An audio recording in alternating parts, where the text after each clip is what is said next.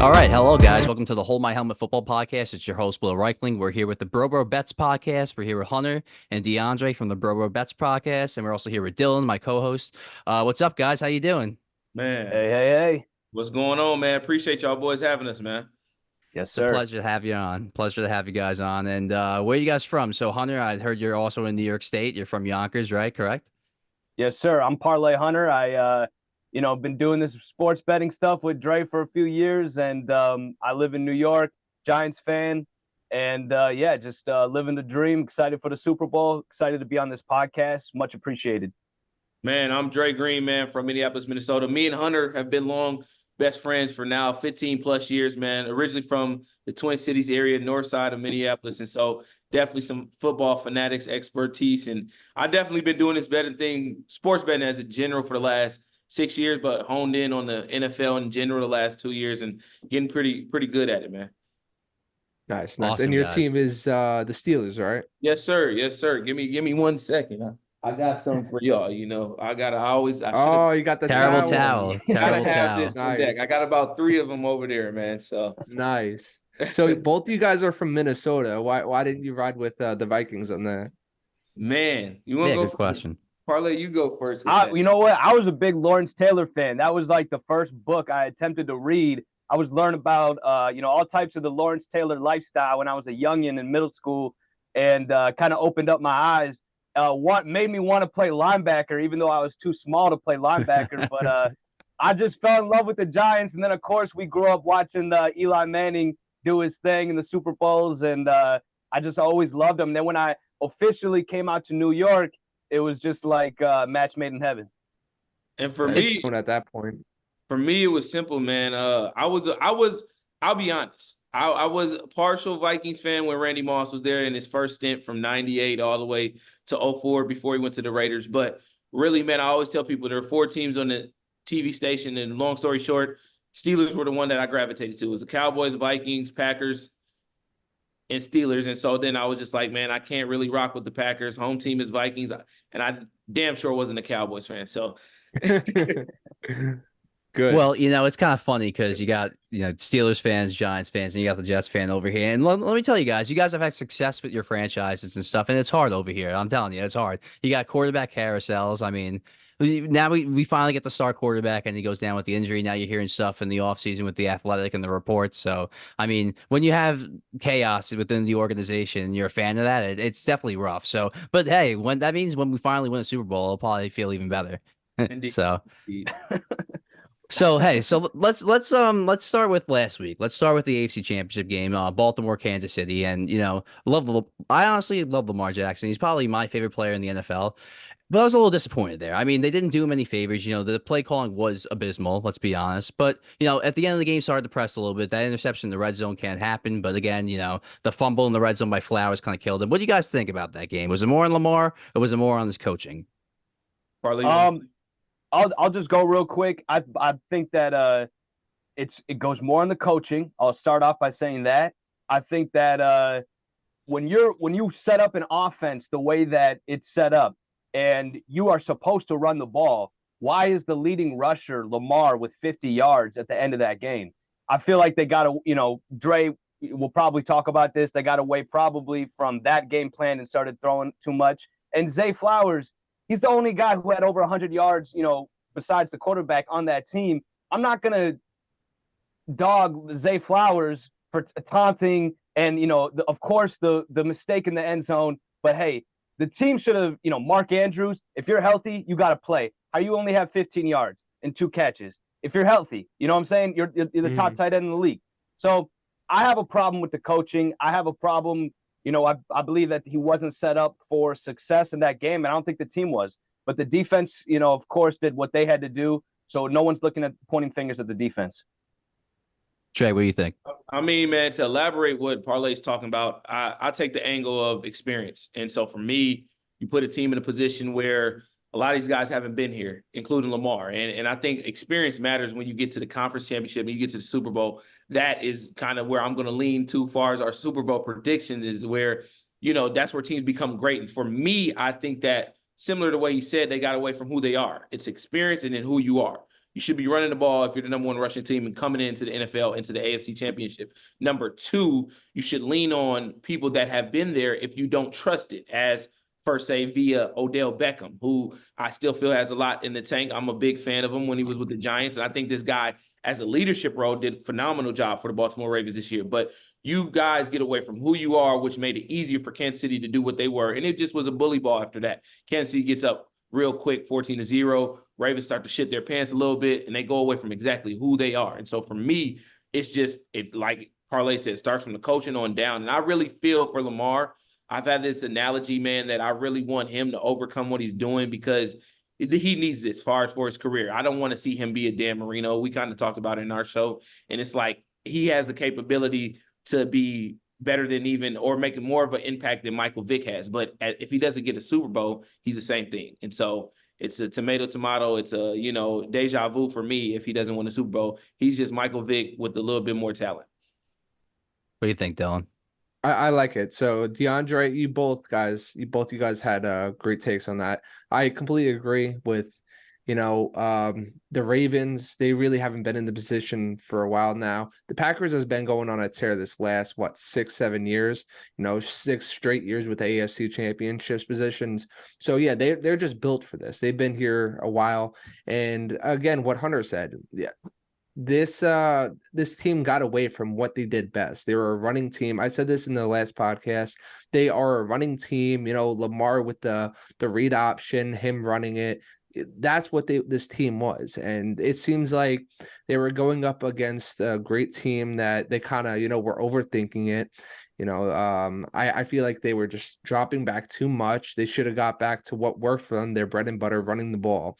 And I get it. They don't have their stars out there, but, they were still making it work with these other backup running backs. And I feel like they kind of just choked in the position. So if they would have just stuck with what they were best at, kept running the ball, and like you were saying, the defense did what they had to do. They kept it to a low-scoring game, but they still couldn't make the position work. So I feel like in upcoming years, it's all about experience, get more playoff runs. I don't think this is the end of Lamar Jackson. I think he's still a great quarterback that carries teams. And, he had a great run this whole season. He still rightfully deserves that MVP vote, and he should be getting it. But I feel like this just wasn't their game. So it really comes down to, you guys all kind of are right with what you're saying. The play calling didn't do him any favors. He still deserves all the credit for the season he had. But, there were 2 opportunities in the red zone, and, what happened? Fumble and interception. So, but let's be honest, this is their first time ever being in this situation. This is the first time Lamar's ever been in the AFC Championship game. They're kind of inexperienced when it comes to this for the most part. But Dre, you said something that really interests me, because I said the same thing in my podcast. Dan Marino went to a Super Bowl, won MVP in his second season, lost the Super Bowl. Everyone's thinking, oh, this guy's going to be back. Look at the talent on his team. Look, Don Shula never made it back. So you kind of worry about that with Lamar. But that Texan game before that, he played pretty well in the second half. I do think the myth of Lamar choking the playoffs is kind of over, but I get why people still say that, especially after the Chiefs game. But you got to give him more time, because this is his first time ever actually getting to an AFC Championship game. So what if they can build off this next season? We have to wait and see. I get what people are saying with him. I understand. People are going to have reasons to criticize all kinds of players, and for all kinds of reasons. So this is just bulletin board material. So we'll see what happens next season with them, because they got to definitely build off what happened this season. But it was kind of wide open with, Joe Burrow out for the season, a lot of injuries throughout the league with quarterback. So, we'll see. It's definitely going to be a little tougher next year, but we'll see. But as far as Patrick Mahomes and the Chiefs, I said on my podcast, I think he's a top 5 quarterback in NFL history already. What is this, his 4th Super Bowl? If he wins this, he's already won 3. He's been to 6 straight AFC Championship games. All 6 years he's been a starter. His numbers, if you look at his numbers, they're through the roof too. So in my opinion, he's got to be, if at least hovering around the top 5 all time, or in the top 5. What do you guys think? Can I let me take this first, because I said something yesterday on our show, and Parlay gave me some looks. I'll probably get some views that are good for our podcast, from this perspective. I said he's better than Tom Brady. I said the end of the day, he will go down as the greatest quarterback ever. And I just think we talk about experience, and now we use it in a limelight of good, where this guy's been to 6 consecutive AFC championship. This guy is going for his 3rd Super Bowl in 4 or 5 years now. You just said it, through the roof. We did the statistics yesterday. I know he has 28,000 total yards. Tom finished with 61. He has over 219 touchdowns. I believe Tom or Dan Marino. We did the comparison versus Dan Marino. Dan Marino had 420. So if you do the math of that, the next 7 years, he'll surpass that. He's only 28, I believe, and he's got 2 years left under 30. Now, we talk about how great quarterbacks are. Let's think about really, truly the greatest quarterbacks and who are Hall of Fame quarterbacks before they were 20 and after. It's kind of like the Kobe Bryant effect from 8 to 24. Think about when he swapped the jerseys, you get better over time and you get actually more wise. And so for me, I think Mahomes, knowing who he is, the biggest difference that he has than any of the quarterbacks we're talking about, including Tom Brady, is mobility. And I told Parlay this yesterday as well. It's not about being Lamar Jackson or Michael Vick, but just having mobility to run and make big time plays with your legs in key moments. That's why the Chiefs have consistently been there, on top of his arm talent and being able to make his team better. Because let's keep it frank, guys. Who is he throwing to outside of Travis Kelce? And I fight this Not much. time. So Yeah. us four could go out there and play receiver for him and catch some zig routes and some slants and some digs. So I don't know, maybe not me. I'm a little bit, but it's just this guy's greatness is untapped, and he's doing this well under 30, and that's what impresses me. And I say that boldly out of respect for Tom Brady, because even Tom didn't have these numbers at this time of his career. Love it. Parlay, what do you think? Yeah. Dre, we also spoke on one other thing, which I think is really important to point out. And I don't want to go back to the Ravens, but the connection that the head coaching, Andy Reid and Patrick Mahomes, you can't count that. You can't really talk about Patrick Mahomes' success without talking about Andy Reid and how great of a coach is. The Tom Brady comparison. That I don't, you know what I mean? I'm not with that. I'm still, I still think Brady is the GOAT. But I love the argument. I love the debate. But Brady had Belichick, right? Mahomes has Andy Reid. Andy Reid changed the scheme of the offense this year. They're now really a run-first team, and they rely on their defense, and Mahomes does his thing, third and fourth down.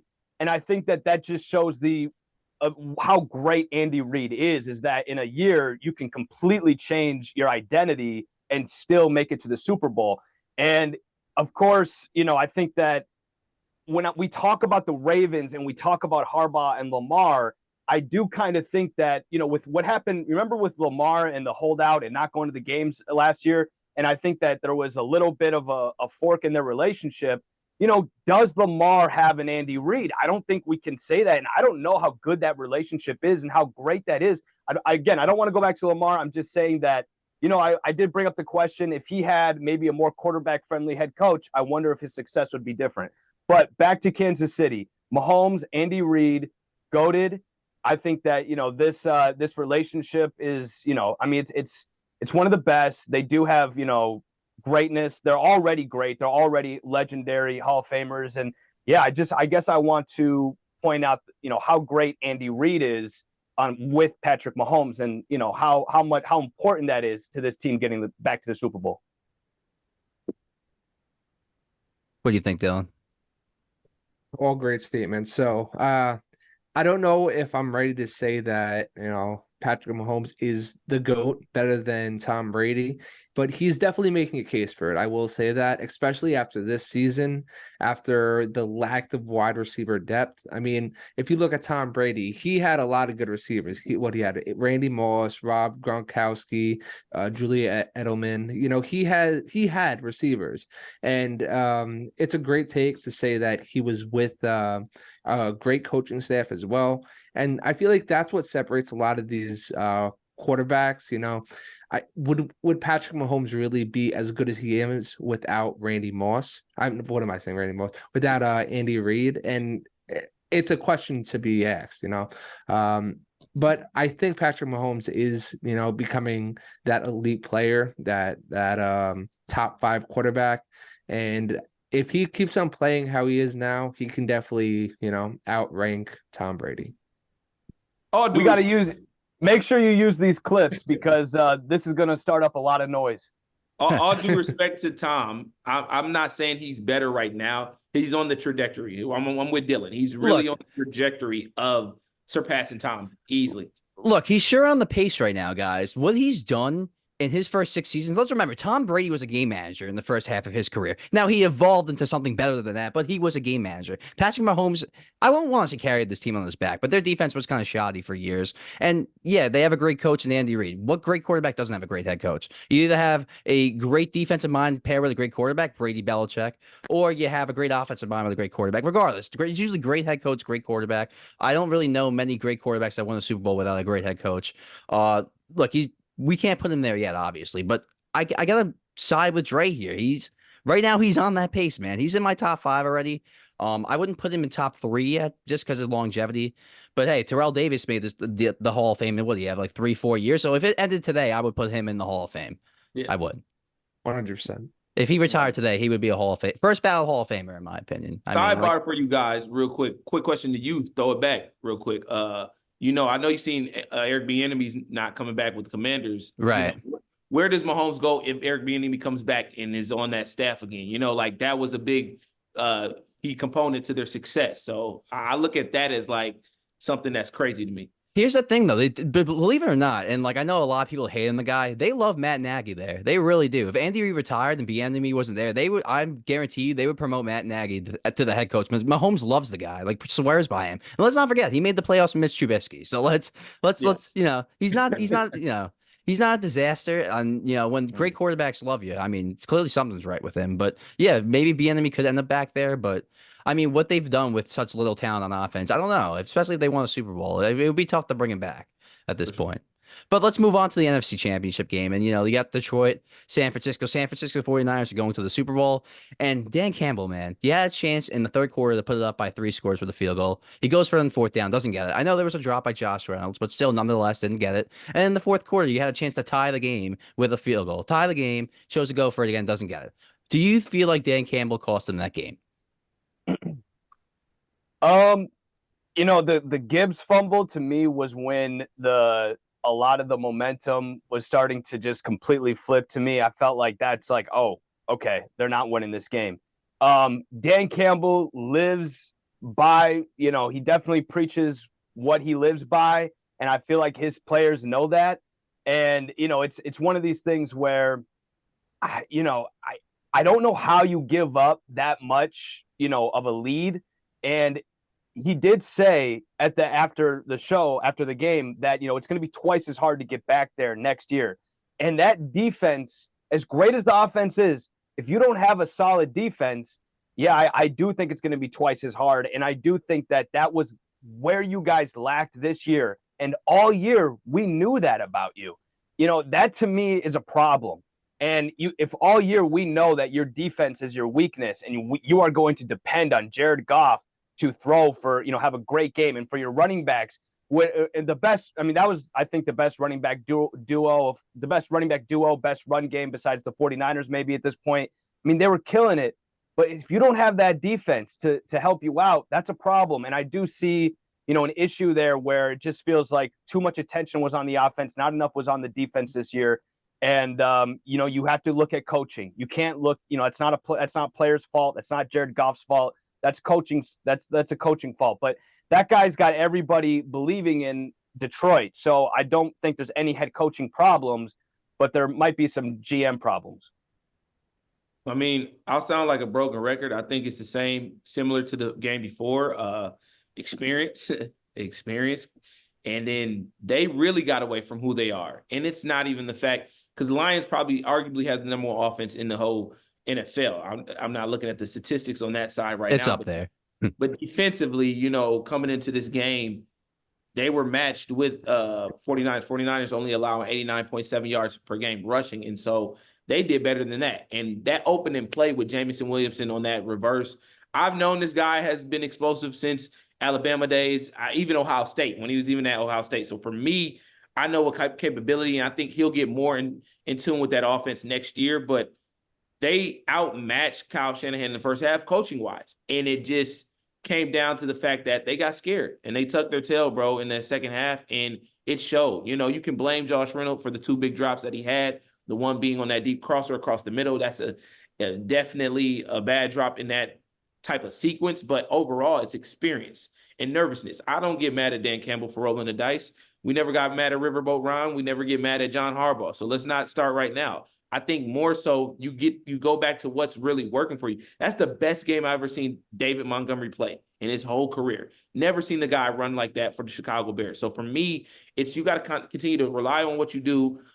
I want to kind of spin things real quick before Dylan gets going. And this is, I have a bad beef with the 49ers since week one. We have a couple friends that get on our podcast. They're 49er fanatics, 49er faithful. And I just feel like them guys they're trending in the wrong direction and they get exposed a lot. And their defense is really trash to me. I think it's very overrated. We get a lot of hype about it. And for the Lions to come in there and run the ball that like they did, I feel like, and I told Parlay, they could have ended with 250 plus rushing yards. Chicago Bears are catching a lot of strays on this podcast. Yes. like it. Yeah, man. Yeah. Well, I mean, can you blame it? Can you blame us? I mean, anyway, Dylan, go ahead. Yeah. So basically everything you guys said was really on point. The Lions were controlling this game in the first half and completely fell apart in the second. And there's nothing to really blame besides experience. You should be able, if you have a lead like that and you just let it go, it just goes to say the experience that you have in these type of situations. And I think the defense was really the key point here. 49ers have a pretty good defense. They could hold their own, but after Aiden Hutchinson, it really starts and ends there. And it's not like there's really no good team that you say, okay, they have a great offense, but their defense is terrible. You have to have kind of some sort of harmony going back and forth. Like the Chiefs, their offense really wasn't there this year, but their defense made up for it. You have to have something going both ways. So, and the other thing, the Lions, they're gritty. They're going to go for it on fourth down. They take those risks, and that's just who they are. So I don't blame them for going for those, ridiculous, like they're good plays when it works, but when it doesn't work, so you're like, okay, well, what is he doing now? But they're not just going to turn that off in the second half. That's just who they are. But I think Dan Campbell just needs to be a better, he has to be more aware of the situation and what's going on and just not always be, pedal to the metal, So I think this is going to be a really learning experience for them, and they'll grow from it. Dan Campbell's a great coach. I don't think he's going anywhere, and I think he's going to, make a great team here. And, this is just going to be, check it off as a learning experience for him. But they definitely need to work on that defense. After Aiden Hutchinson, there's really nothing else there going for them. They got to work on the back ends and start to get something going. So, I mean, you guys are right. Definitely got to work on the defense. But, I mean, Dan Campbell, I like Dan Campbell. I think he's a good head coach. He got them there by being aggressive. This is what we do. This is how we do things. I understand that this is what got them there in the first place. But you can't hold every situation in the box like that. Like, it's black and white. There's some gray areas sometimes, like, especially in that fourth quarter when you had a chance to tie the game with a field goal. I understand that they don't necessarily trust their kicker. That's another side question for the GM. Like, why would you even have the kicker there in the first place? But you're not playing well. The Niners have all the momentum. Don't you want to just like reset the game and tie the game with a field goal? But at the same time, it does come down to experience too, because Gibbs had a huge fumble. I thought Goff played very well in that game, though. I thought Goff gave him a chance to win that game. But it is kind of similar to the Baltimore Ravens, where it's like this is their first time really being in a spot like this, like a big spot.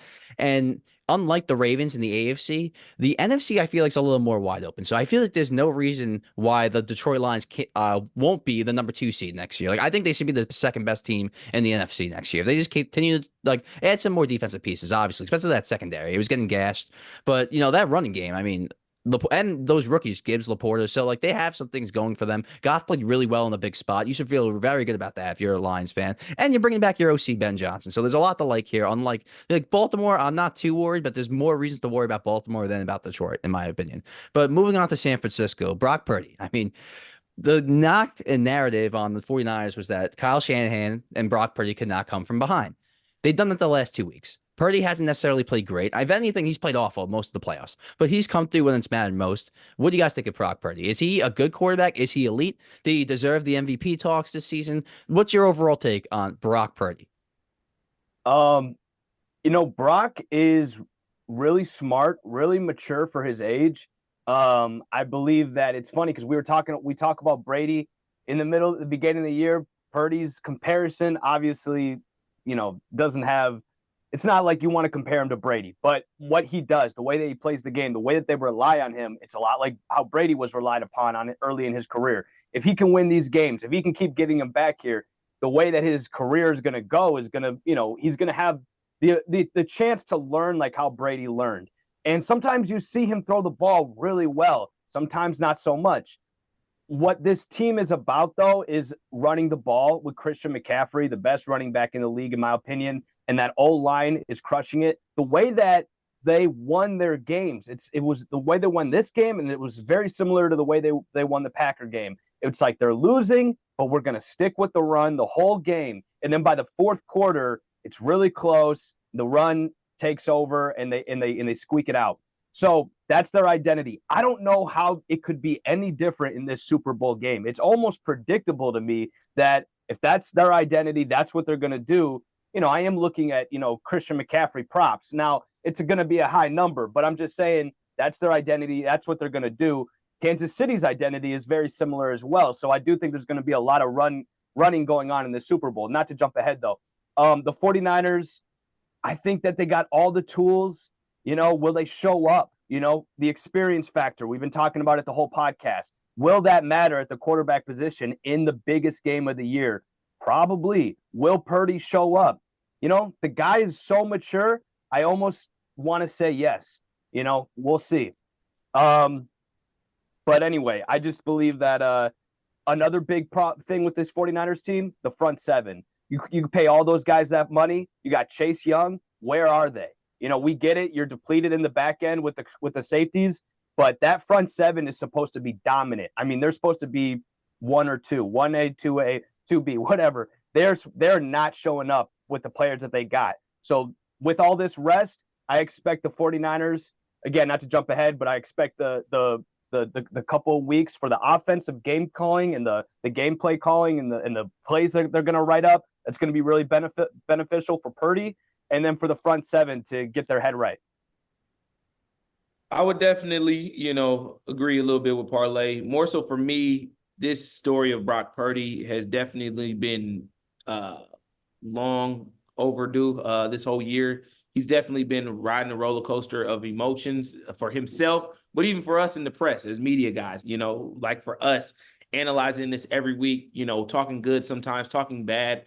I've said some slandering type of remarks about him. I kind of regret, in a sense of, I don't know this guy personally. Sometimes being a fanatic and an expert and having a sports podcast, we can go a little bit overboard as these people are not human and regular human beings and having dignity. Like these people have families, wives, such on, so I don't want to disrespect him in that regard. He's a Mr. Irrelevant for what he's done. Even just for that speaks a lot of volumes. If I just look over his stats real quick, top five in passing yards this year, number 3rd in TDs and number 1 in QBR. So just in that general, yes, MVP talks for sure. If you want to talk about from a leadership standpoint too, I would definitely put him in there with Lamar, Josh Allen, Mahomes, and even Dak. Dak played pretty good this season. But for me, and Christian McCaffrey, another member of the MVP race. But for me right now where he's at, I solely want to say I think the rubber met the road right now.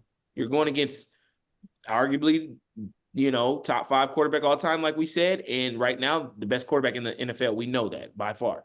And I told Parlay this in our show, you don't want to get in the track meet with Mahomes. I have, some ties to former coach for the Eagles, now with the Cardinals defensive coordinator, one of my best friends, Coach Nick Rollis. And he was coaching the Eagles last year. And I was like, I was siding with the Eagles.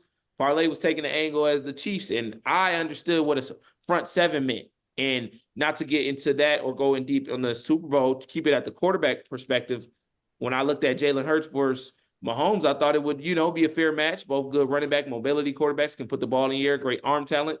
At the end of the day, Patrick Mahomes just showed that he can outduel anyone.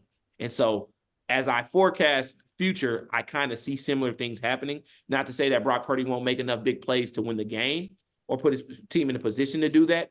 I just don't think you want to get into that match. And I don't even think that's Kyle Shanahan's offense. So for me, I don't think that Brock Purdy will necessarily play bad, but if he does, and when he has showed us in Green Bay, he threw an interception, threw a couple, and then he threw one here in Detroit. So that will cost him in this game against the Chiefs. And I don't want to dive in there. I'll let Dylan share his thoughts, but I think that Brock Purdy has to have the best game. There's no excuse of anything. We can't talk about anything about having the weapons that he has. It has to all be solid in front of him for him to perform and win the Super Bowl. I like it. So with the Brock Purdy, I think we forget that this is his first full year in the NFL. And, he has talent all around him, but we've seen talented teams that have talent everywhere, and the QB just doesn't show up, and they fall short all the time. So it does come down to the QB. Yes, there's great coaching, they run great plays, but if the quarterback doesn't show up, then you're not going that far. And he has been on a roller coaster this year, but I've seen a lot of good things rather than bad things. Yeah, he throws picks, but all rookie quarterbacks do. This team is very good, but again, like you said, I'm a little worried about their defense. But besides the point, I think Brock Purdy can be a very relevant quarterback moving on in the future. I think he's going to have a starting position with this league, with this team for a while. And I can't see him not being relevant in this league. You put him on any other team, and I think he will still succeed. Mm-hmm. So Brock Purdy, I mean, the MVP talks, look, let's be honest, guys, it's a quarterback award, and he was almost at the top in every single statistical category for a quarterback. But I mean, I don't even think he's the MVP on his own team. I think that would be McCaffrey, but statistically, he was one of the top quarterbacks this season. So I understand why he was in the running. Is he necessarily one of the top quarterbacks in the league? I don't think so. I think he's more of like a top 12, 13 guy. Maybe he's creeping top 10, but he fits that system perfectly. I think we all know that. And I've seen him make some big time throws, getting hit. Even in that game against the Lions, the first quarter, even when he was struggling, he took a big hit and he made a big throw over the middle. So I think he can make the throws when he needs to. We saw him run in that game, especially in the second half. When he starts to use his speed a little bit, he could be effective. So he needs to carry that over to this game. I'm not necessarily worried about the offense as much as I am worried about that San Francisco 49ers defense, specifically that D-line, specifically Chase Young, who I'm hearing might not even start in this game, might get benched. So, I mean, I'm worried for that 49ers defense because I feel like Isaiah Pacheco, look what the Lions did to them last week. I feel like Pacheco, getting to the Super Bowl now, I guess we'll start to go over that. Pacheco might have a field day with this defensive line. So what do you guys think? Let's go to Super Bowl predictions. Chiefs, Niners, Super Bowl rematch from a few years ago. I think it was 2019. Few differences in this game. Tyreek Hill, no Tyreek Hill. Brock Purdy instead of Jimmy Garoppolo. We got Chris McCaffrey in this game now. I don't think Ayuk was there before. Debo wasn't as bona fide of a star as he is now. So what are your predictions for this game? You got Chiefs or Niners? Well, Dre and I have talked about this, and personally, I haven't made a decision, but Parlay Hunter on the Bro Bets podcast, he's rocking with the 49ers. Dre Green is rocking with Kansas City. I'm going to just make my point about 49ers and how I believe that they win this game. It's that run game. It's the best run game. Pacheco, he's great. That's awesome. New Jersey guy, love him. But he ain't Christian McCaffrey. And the 49ers offensive line, I believe, is the best. Not to say that the Chiefs don't have a good offensive line, but it comes back to that. You can run the ball well. You can run the ball great. And then boom, you got the defense. Kansas City defense now. Next year, we're going to be talking about a lot of different names on that defense. We didn't really know their names this year, so we're still not talking about them. But they got great guys on that team, on that defense. So I do believe that how the 49ers, win this game, they run the ball, and it comes back to, okay, Chiefs defense is going to hold them up. It's going to be close. The game, I do believe it will go under 47.5 points. But if you have a game like that where the it's tight and the score differential, we're not worried about a Kansas City lead of 14 points and having to rely on Brock Purdy to come back with 14 points. If the game is tight, 3 points, 5 points, McCaffrey and that O-line can run the ball, and they can run the ball better than the Chiefs defense can stop them, and better than the Chiefs can, move the ball offensively. But if it does come down to Brock Purdy and the ball is in his hands, you have guys, Debo, Ayuk, and of course a guy who is trying to, probably will make the Hall of Fame. I think he'll, I'm wondering if he'll be first ballot. George Kittle. Expect a big game out of him too. I mean, this is I believe the biggest game of his life. He's got to, win it before he retires. And so there's just so much going on with that offense. Motivational factors. Will they take over? Will it be enough to stop the Chiefs and Mahomes and Andy Reid and how good they are? Will the talent outweigh the Chiefs? And that's what I believe. There will just be more talent, better run offense, better run game, and we'll see after that. So, yeah, I mean, obviously I'm going with the Chiefs here, man. If I was a betting man, you giving me Patrick Mahomes plus money, I'm taking it any day. And so I agree with Parlay. I do, though, think this will go under. The reason being, if I want to go back even to last year's Super Bowl again, if this is comparison, we seen a track meet last year, and I don't think that's kind of what Kyle Shanahan wants to have with Patrick Mahomes. I don't think he wants to put his quarterback and the back end of his defense in that position, because then they have to go away from who they are. Like we made this kind of common theme where they'll run less and kind of put the ball in the air. And so for me, a big thing that I think Andy Reid needs to do is steal a page from Kyle Shanahan's book and have time of possession.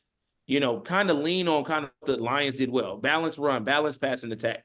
Utilizing Kelsey the way they did last week, where they get him involved in tight end screens, a couple, shallow routes across the middle. My thing, if we're looking at this thing from a schematic X's and O's, the 49ers really have no choice. They can't play zone. They can't play zone blitz. They can't play man against these guys, play cover one. You don't want to put Patrick Mahomes in a cover one situation, because now that's Kelsey against Dre Greenlaw or even Fred Warner, where he can get position. My thing is, and I tell Parlay this all the time, Kansas City does great at getting their guys to play their best in one game, and that's the Super Bowl. So, Kadarius Toney kind of shot himself in the foot last week with going live and all of that, but who knows? He might come back. Sky Moore, Marquez Valdez-Scantling, who I've had comments about, what's the other one? Noah Gray, I believe, and Justin Watson, and then there's Rashid Rice. How can I forget Rashid Rice? He's promising for sure. Yeah, yes, for sure. And so when we talk about what the 49ers are going to do, I think their best bet is to have to kind of always what teams want to do to Mahomes, create chaos. If you don't sack him, make him move out the pocket, in which he still is great. But if you play man and you play just a straight zone with four-man rush just to rely on Bosa and Jahan Hargrove and Dre Greenlaw and Chase Young and all those other guys, Armstead, it'll be a long night, because he'll pick the pocket, he'll fill his reads, and it'll be an easy game. I do think as well, Isaiah Pacheco will have over 75-plus yards. That's what his prize picks mark is right now. It probably is the same thing on FanDuel and DraftKings, just because of kind of the balanced attack that they want to do. Now, on their defensive side, I definitely think that they have to control the run game. And which I mean is, Christian McCaffrey is going to get his. You're not going to stop him totally, but you can't not allow him to have that home run ball, for one. Now, he's got the capability to do that and do that well. I go back to the divisional round with Buffalo, where James Cook ran the ball pretty good against this Chief defense. So I think that Christian McCaffrey can find his moments in this game, but their defense has to make big plays and stop it in the run game. And Chris Jones has to show up. And it's hard for me not to believe. We talk about consistency as the main theme in this thing, guys. And I really think the Chiefs know year in and year out when to make the big moment. So I see Chris Jones having a big game, whether that's a couple sacks, a couple big deflections with his big paw, whatever it is, man. I think that the Chiefs make noise. L'Jarius Sneed doesn't get enough credit back there. I think Mike Edwards is healthy. Willie Gay is back. Nick Bolton was the defensive MVP last year. You have a number of guys that can make things happen, but they have to control time of possession from an offensive perspective and limit the big plays from the 49ers. Make Brock Purdy beat you. like exactly what we're saying. If they make Brock Purdy beat you, the 49ers have no chance. All right, nice. So I was very in between this. I've been thinking about it for weeks now. And then I just broke it down into categories. Would you and predict this game or something? Thinking about it for weeks?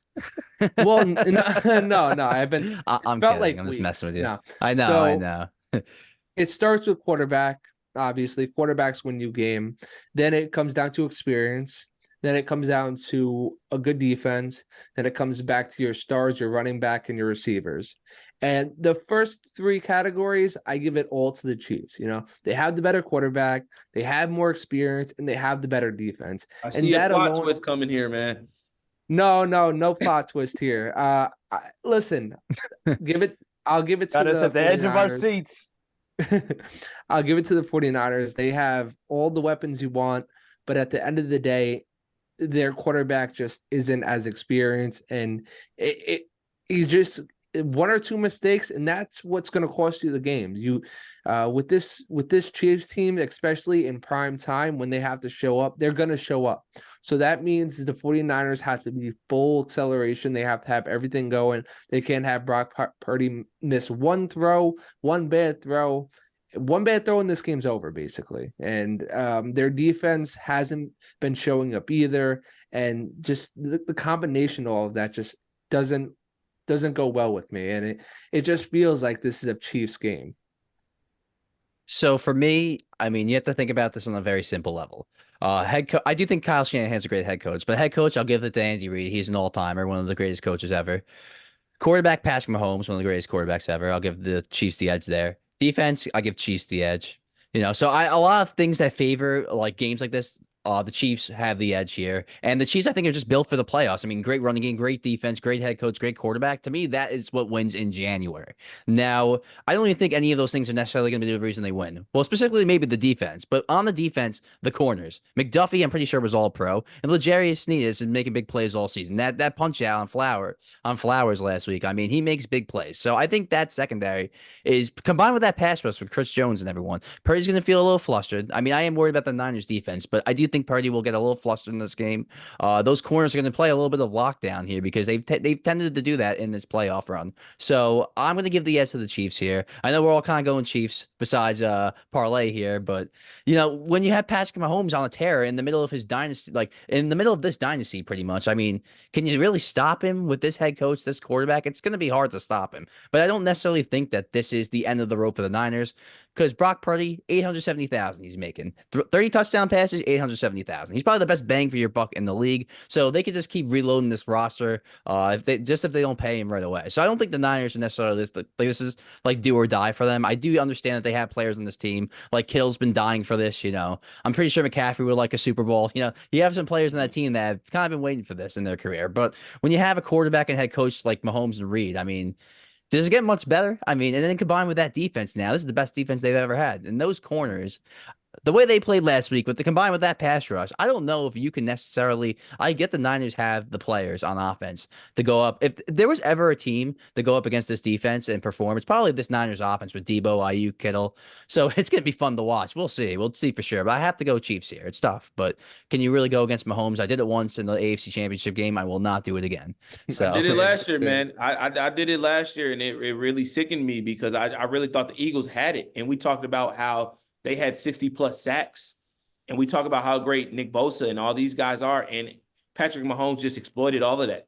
I wanted to say a sidebar real quick to keep up with the NFL script. I mean, the next thing for Mahomes to do, like Brady, is to go back-to-back, is it not? So and with Taylor Swift there, so I mean, yeah, hey, she's actually. I don't want to bring her up, but she's actually been there. Good luck charm, man. I mean, they've won every time she's been there. So well, at one point, somewhat, you know, fans were saying Kelsey was distracted. Now he's in the playoffs. He's been playing like vintage Hall of Fame Travis Kelsey. So I mean, he really if he's, I mean, he's getting older, so he's going to start to fade a little bit. But if he's starting to fade a little bit, he's turned the clock back in this playoff run for sure. Oh, yeah. So I don't mean to sidebar, and I know this wasn't really planned in our topics, but we've talked about Chicago a couple times. And, you know, that #1 overall pick is really spicy. They could trade it. They could get a bunch of picks, keep Justin Fields. I know there's a lot of people in there that want to keep Justin Fields. Or you could get Caleb Williams, who some people call generational talent. And it's tough for me. I would still go with drafting Caleb Williams. I think he's the better arm talent.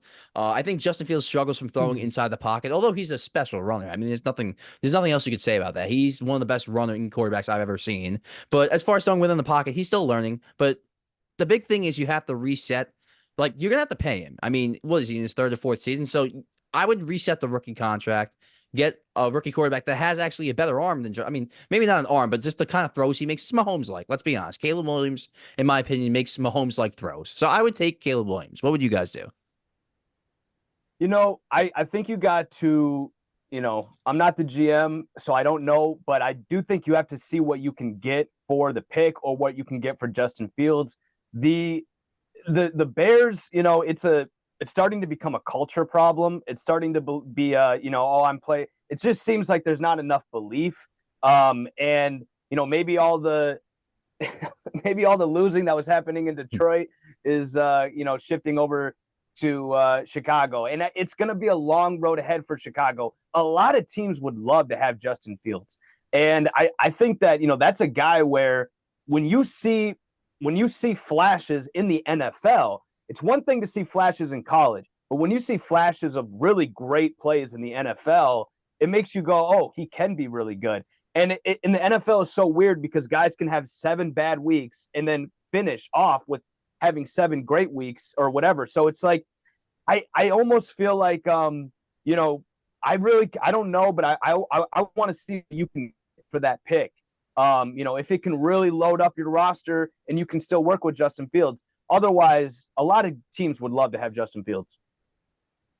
I mean, it's tough for me. I think we gotta, kind of too early right now. Let the combine come. Let's see the measurables. Let's see some of the numbers. I'm a very analytical guy. I like to, cross all my T's, dot my I's when I'm thinking about this thing from a general manager standpoint.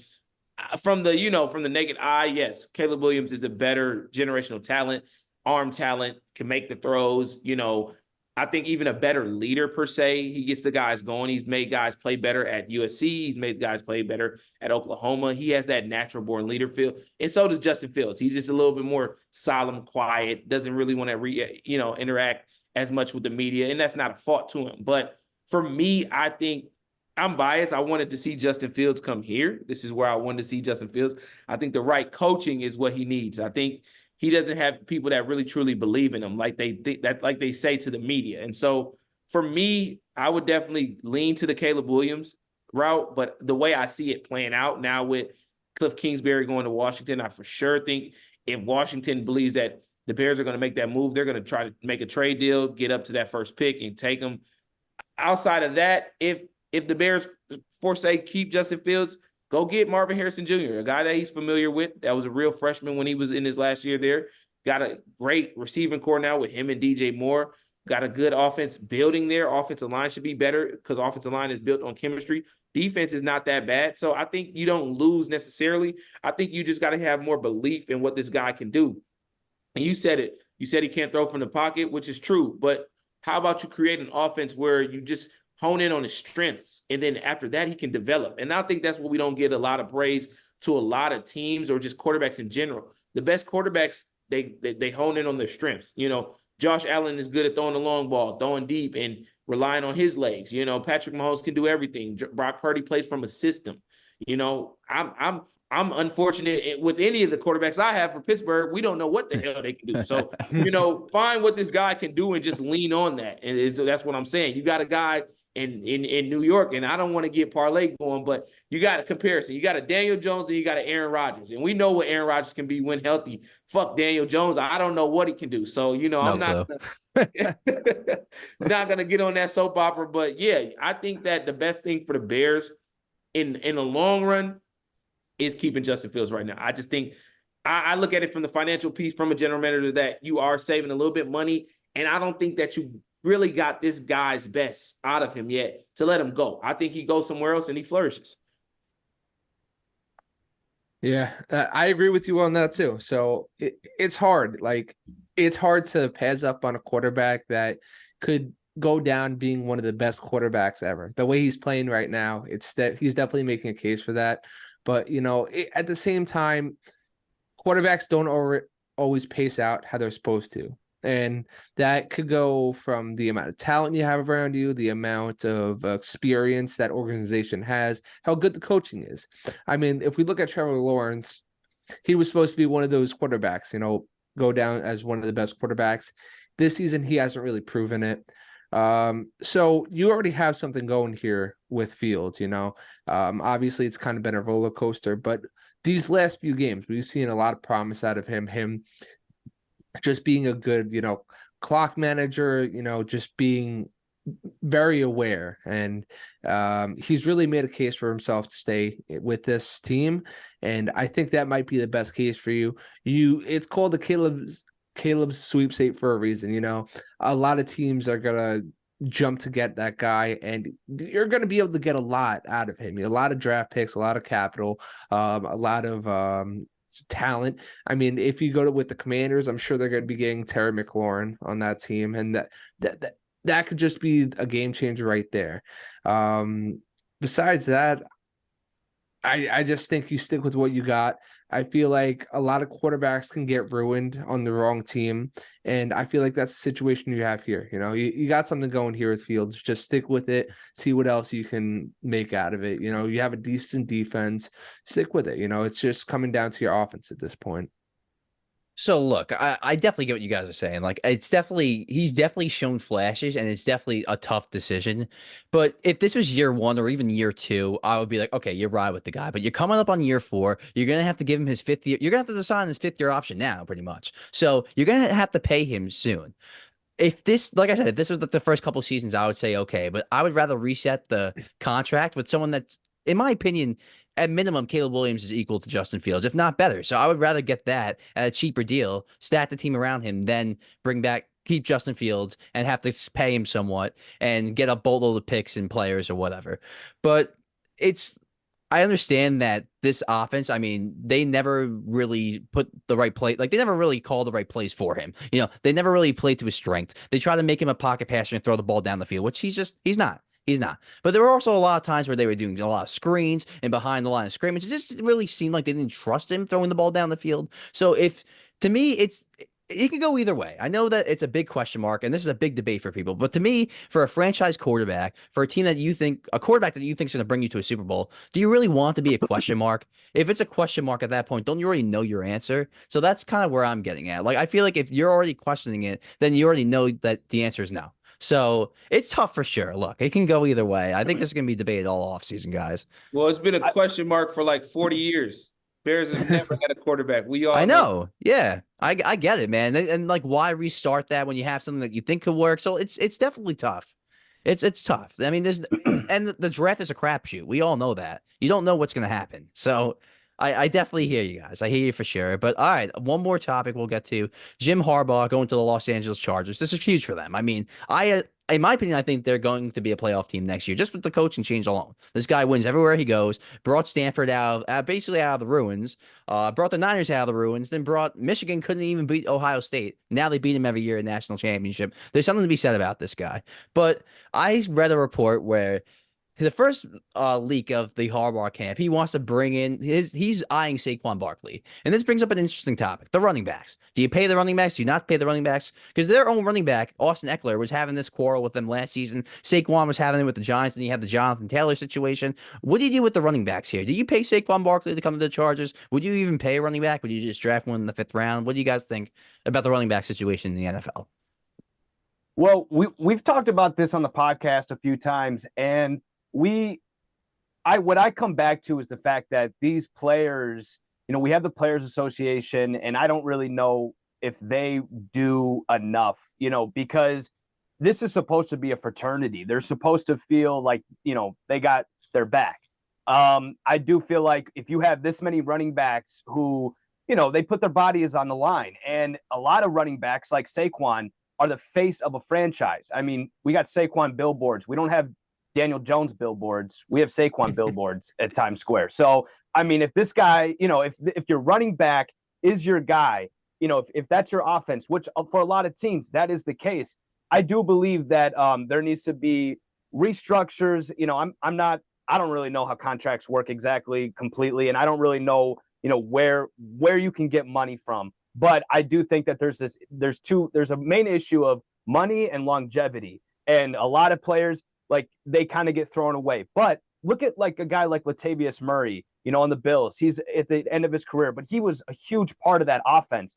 Clearly, these guys are getting into their early 30s, mid 30s, and they're still producing for teams. So that whole argument about 5 years and done, now I think that's out the window. I think that's just an scapegoat for these GMs. And you know what? These GMs, they will nickel and dime you. I mean, these guys, and they're doing this with guys who are putting their bodies on the line. I don't think it's fair. I think there's it's valid that these players are advocating for this, but then you also have so many other guys who are just happy to be in the league who we don't know the name of, but they're second string, third string. So you don't really hear about them. And if they were saying anything, no one's listening to them. So you really only have like 20 guys, 20 running backs who are saying, hey, we want to get paid more. But then you got 300 other guys who aren't saying anything. So it's I think that a lot goes on the PA, the Players Association, and I think there needs to be more uproar about it. And I think if they want more money, deals need to be made done until everyone is satisfied, because I don't think it's fair to especially at that position, how brutal it is, how those guys maybe get hurt the most. So I don't think it's quite fair, and I think there needs to be some restructuring. Now I don't have all the facts in front of me. Saquon is an unrestricted free agent, correct? Yes, I don't think. I think that with the deal he signed, It was there a was an one-year agreement. deal. Yeah, and there was an agreement in the deal where I don't think they were able to franchise tag him again. I think that was part of the deal. I could be mistaken, but yeah, I think he's a free agent going into the season, unrestricted, Okay, as perfect. part of his deal. Appreciate it. So for my answer, I'll give you a smaller snapshot. I agree with what Parlay is saying, but just to this topic, I really have found respect for Jim Harbaugh. I've obviously liked Justin Herbert for a while, and Keenan Allen goes without said, top 5, top 10 receivers for me in the league year in, year out. I think that adding a guy like Saquon takes them through the roof. That's not a diss to Austin Eckler. I just think we talk about generational talent. I talk about what we can do. He can just do more. He's more explosive. He's more faster than Austin Eckler. Austin Eckler's been there for a while. And would you rather pay him that money or a guy like Saquon who can really change that offense? Then, by the way, okay, you go get Saquon. You can go draft a guy like Blake Corum that you already know is proven from college. And now I think that will be a great back in the NFL for any team. So I think that Jim Harbaugh saying this take is reasonable now because he's there and teams are looking at him like he will make a big difference. I think this is exactly what Justin Herbert needed. And I think looking at the picture from a glimpse, like getting Saquon and Cali and playing out west, like from a marketing standpoint with Justin Herbert, they now become to make some great noise. And they already been one of those teams that gave the Chiefs a run for their money in that division. I think now you're saying, okay, the Chargers with the mindset of Jim Harbaugh, physical football team, good balanced offense, and then a defense that can be upgraded a little bit. I think now they're top 5, top 6 team in the AFC. And so I think definitely getting Saquon will help them out. I just really quick want to say, the reason why they want to get Saquon is because Saquon can catch the ball. Yeah. And so can Austin Eckler. But I believe that you have running backs, just back to the point about getting paid and stuff. They're not just running the ball. They're also catching the ball. And we know that the receiver contracts are different than the running back contracts. And you have running backs who do different things. Some guys who really, they play running back, but they play receiver and they do receiver things.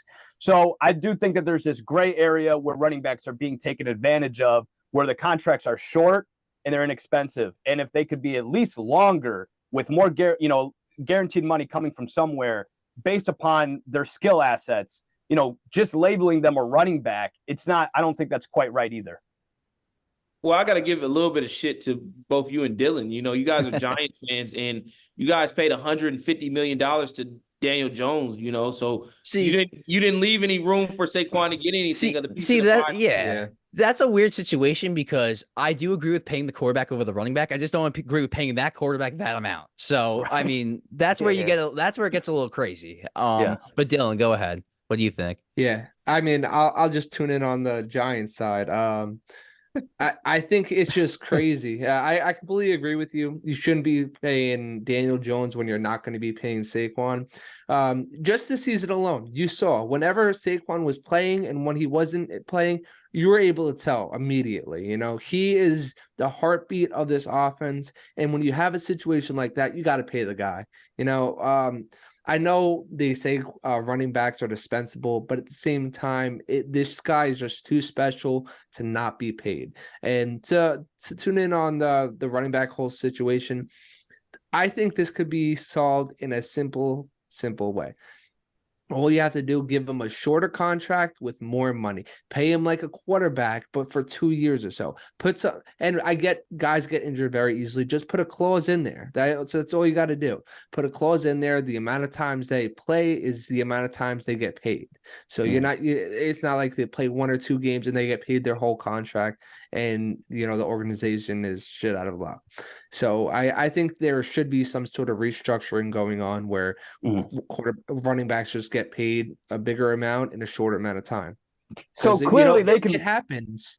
No, I'm sorry. It happens where quarterbacks kind of just fall off a cliff, and we're like, what happened to that guy? What happened to Zeke after like two great years? Right. No, I mean you can figure it out. You just figured it out in 30 seconds. So there's obviously a little bit of taking advantage of by these GMs, I believe. So, it gets a little tough here because we got to remember that Saquon Barkley was injured for like a large portion of his career. And if you really watch Saquon Barkley, he's the definition of a true home run hitter. He is a guy that, if you really watch his games, 2 yards, 3 yards, 2 yards, 2 yards, 1 yard, 60 yards, 2 yards, 3 yards. So that's kind of like what he is. But yes, he adds a lot of value out of the passing game, and he did rebound last season to an extent. But the last 2 seasons, actually. But the thing is here, it gets a little like tough with salary cap. You can't pay everyone. Tight ends go through a similar situation. Travis Kelce arguably you could say he's getting underpaid too. But it really comes down to in this situation, like it's going to be tough because you're not even paying your own running back Eckler. You're going to I think in this situation, it could work. For a year or 2 year situation, you could pay the running back effectively. But it gets a little scary here because for every Latavius Murray, Derrick Henry, there's, Todd Gurley, Jamal Charles didn't last that long. So for every running back, Zeke, there's going to be another running back that didn't last that long. So it gets a little tricky. But, salary cap league, you can't really pay everyone. It's kind of like chess. You got to choose who you could pay. I would for the Chargers, I would give Barkley a 1-2 year deal and kind of load that deal because I think in this situation, this could be very effective for them because short term, if Barkley could stay healthy, I could see paying the running back for short term situations for sure. So just to bring up one last point with the Chargers, one last question I want to ask you guys. I don't know what the over under is for total wins, but I'm going to set it at 9.5. Would you guys go over under Chargers total wins? I think that's a pretty good number, 9.5. It sounds high, but that team is loaded. That defensive line is loaded. That's why I said I think it's fair. Yeah, Bosa, it is fair, and I'm gonna have to say over because Denver, as good as Denver still has kinks to work out, and so do the Raiders. They're a young or they're like a team that has a lot more things to fix and work on in the next 5 years. But the Chargers, they actually are ready now from the roster up to down. And I'm going to say because of Harbaugh, his success everywhere he goes, I'm going to have to say over. And, new coach, you might be a little scared to hop on that. But, I mean, the guy knows what he's doing. He's definitely been around the block here. So, yeah, I'd have to go with over. And, I mean, also I want to look at the Herbert stats because Keenan Allen's probably going to come back. Mike Williams will be healthy. Who knows what they're going to do with the draft. I think that, the Justin Herbert needs to get back on track as well, back to top 5, top 3 quarterbacks in the NFL, which he was considered not too long ago. I definitely agree. I think it goes over just because looking at it and just talking about Justin Herbert, I know he was out 3 of the last 6 games, maybe with a thumb or index finger injury, I believe, or shoulder, one of the 3, whatever. But if you give them 3 games with him playing, that puts them at 8 for the year. So for sure, with him coming back healthy, Jim Harbaugh, I think that defense gets inspired. Derwin James, I'm a Florida State fan, so I think Derwin James really likes the improvement from coaching perspective of a physical team. Khalil Mack keeping Joey Bosa healthy as well. I think they got something to build on. Asante Samuel Jr. is underrated to me, one of the better nickelbacks in the league. And so I think they got a good blueprint. I just think they have to do a great job in the draft. And drafting and recruiting is two different things. College football and NFL is two different things. And so I think how well Harbaugh does in that, coming back to the NFL and, getting out there, getting ready for the combine in a couple of weeks, that will play into this kind of prediction. But I think they can go over 9. Well, I think you made a great point there. If you remember Pete Carroll when he came to the Seahawks from USC, he knew all the players. So the first 4 or 5 drafts, home run, home run, home run. I think that's going to be a similar situation here. Jim Harbaugh knows all the players from college. So I think the first 2, 3, 4 drafts, he's going to hit on all of them. That's my opinion. I mean, I've seen that happen with college coaches going to the NFL. They usually they know the players. They've been around them. They recruited them. So I'm going to go over. I mean, just changing from Staley to Harbaugh alone. I mean, this guy wins everywhere he goes. I think Justin Herbert has carried this franchise. Like there was some moments, like his rookie season, set rookie records. I think he was like set rookie records in touchdown passes. I think he was second in yards. And meanwhile, he had the worst offensive line in the league. The next year, he had one of the worst defenses in the league and barely missed the playoffs. The next year, he makes the playoffs. So I mean, it's been slow progression for him. Now with that coach, I think he gets over that hump. So Dylan, what do you think? Yeah, I think you make a really good point with just the fact that, they're gonna draft pretty good. I mean, right now they have the 5th overall pick, and that you can do a lot with that. There's a lot of great players coming from college right now, and just the fact that he's coming from college, he knows all the players. That's a great point. And this is a team that's, last year we thought they were going to be one step away from, being that team, a Super Bowl team. You have they're kind of like the 49ers in a way. They're what the 49ers could have been if things went right. You have talent all around. You have some pretty good defense. Obviously they were lacking this year, but it's just something that it has to come down to coaching. You have a great quarterback, you have a great running back. Obviously he's kind of declined this last season, but you have talent everywhere, even their backups. So you have to question, like, was it just the coaching? And that's what I think it is. I think it's been the coaching this whole time. Brandon Staley's just has, just responsibility, not taking responsibility. He just wasn't a good coach, straight up. And I think they're going to get more than nine wins this year. When you bring in a great coach like that, I think it changes everything. It changes the atmosphere, and I think they're going to want to play better around him. So yeah, I mean, he's definitely. It's the thing about this though is everyone's been saying it's the coach, Brandon Staley, and the Chargers actually do a pretty decent job at getting like players on this roster usually. So if they do struggle this season, I think there's pressure on Justin Herbert for sure. Because if they struggle now, what else are the excuses? Because usually they do have players on that offense. I do think they need some more defensive players because Jason Jackson was a complete disaster. Maybe they do need to add another weapon because Quentin Johnson was also kind of a disaster. But yeah, not over 9.5. I mean, that to me that sounds realistic. So I thought they were a playoff team this year and then it fell apart. So definitely think they are next year. Definitely think they are for sure. But all right, guys. Do you want to tell us a little bit more about your podcast? Maybe when you film, like what days you film, what you usually talk about. You give a little shout out here, whatever go ahead. Yeah, Bro Bets. We film every week. We usually get it posted at the beginning of the week, and follow our Instagram, Bro Media, and we'll let you know when it's posted, and you can stay tuned for the clips. And thank you guys for having us on the podcast. It was a lot of fun. I hope we do it again sometime because you guys are great to talk to, and a lot of good questions, a lot of good points were made, and we really appreciate it. Appreciate it, man. That's all I can say is continue to grow. And I always like to leave with motivation or a sense of game, and to salute you guys from Hold My Helmet, man. It's just something about consistency and continue to do it. So just never lose faith in that. Like me and Parlay, we did this thing as not even a business route. It's just two best friends talking football, and eventually over time, planting the seed is going to grow into something big. And so the same to you guys. I wish much success to you guys. Appreciate y'all having us. And for sure, man, we'd love to do this. Maybe even a recap of the Super Bowl or anything like that. I know we didn't mention this. We mentioned this on our show the other day. What's your over under, man, of special guest for Usher at halftime? Oh, that's an interesting one. I'm gonna go over I'm stuck between 2 or 3. I guess we'll set it at 2.5. So I set it at 3.5 just because I know you guys are from Long Island. You're from where the heart of hip hop and everything, man. So I for sure, you know, no offense. I just said to parlay, most white people know Little John as to be Little Wayne. And so you for sure got to have Little John. Then I think you got to have Love Lil Jon.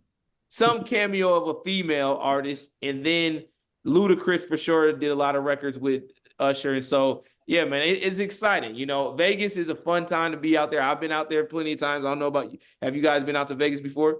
No, I would love to go though. I Oh, mean, man, I've been to Atlantic City, and that's the ghetto version of Vegas. So Okay. no, I'm just kidding. So yeah, definitely a fun time out there. And like Parlay said, that will matter too to the experience of this. What teams kind of keep their players in the chokehold for the week? You know, not getting guys out to go to the strip club, go to the play the tables or anything like that. So I can't wait, man. But appreciate y'all for everything. Yeah, thanks for coming on, guys. I mean, we see what you guys do. You guys are very impressive. That's why we thought we'd have good dialogue with you guys. And, you know, the one key point that when I asked, you know, people for advice, they always told me consistency. Just stay with it. Just keep filming. Just keep podcasting. Keep it up. So that's the same advice I give you guys. You know, just keep going. Even when you think you're not getting views, eventually you'll push through a little bit. Like we've had times where we struggled and we're like, is there even a point? Because of course you're going to question that when you're putting all your time and effort into this. And to me, it wasn't even about making money. I knew that I wasn't gonna make money right away, maybe not even at all, but I just knew this is what I wanted to do. I felt it. Like it just felt like something missing. And then once I started this, definitely felt more fulfilled. So, you know, thanks guys. We appreciate it again. And yeah, maybe we'll do this soon, guys. Indeed, man. Appreciate y'all boys. Fun Thank time, you. man. Thank you.